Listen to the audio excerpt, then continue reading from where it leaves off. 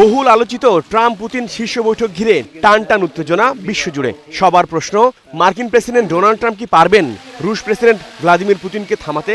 থামবে কি ইউক্রেন যুদ্ধ?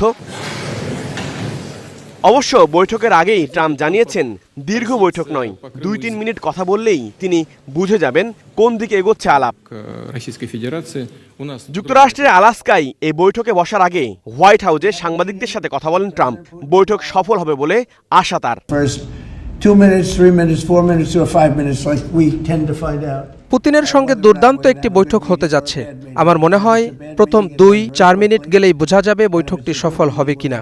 যদি ভালো বৈঠক না হয় তবে এটা খুব দ্রুত শেষ হবে, আর এটা যদি আসলেই ফলপ্রসূ হয় তবে তার মাধ্যমে ইউক্রেন এবং রাশিয়া দুদেশের জন্য সুন্দর ভবিষ্যৎ নির্মাণ করবে। পুতিনের সঙ্গে বৈঠকে কি হতে পারে সে সম্পর্কেও ধারণা দেন তিনি।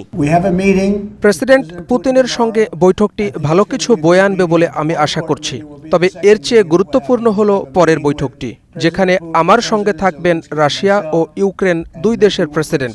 কয়েকজন ইউরোপিয়ান নেতাও থাকবেন। কি ঘটতে যাচ্ছে তা দেখার জন্য অপেক্ষা করছি আমরা। আমার মনে হয় পুতিন ও জেলেনস্কি দুজনই শান্তি প্রতিষ্ঠায় বড় অবদান রাখবেন।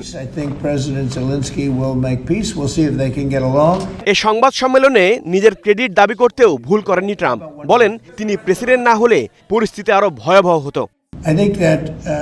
আমার মনে হয় প্রেসিডেন্ট পুতিন একটি চুক্তি দেখতে চান। আমি যদি প্রেসিডেন্ট না হতাম কি যে হতো, পুরো ইউক্রেনই দখল করে ফেলতেন পুতিন।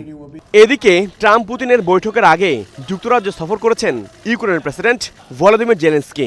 দেশটির প্রধানমন্ত্রী কিয়ার স্টারমারের সাথে খোলামেলা আলাপ করতেও দেখা যায় তাকে। HR অভি, স্টার নিউজ।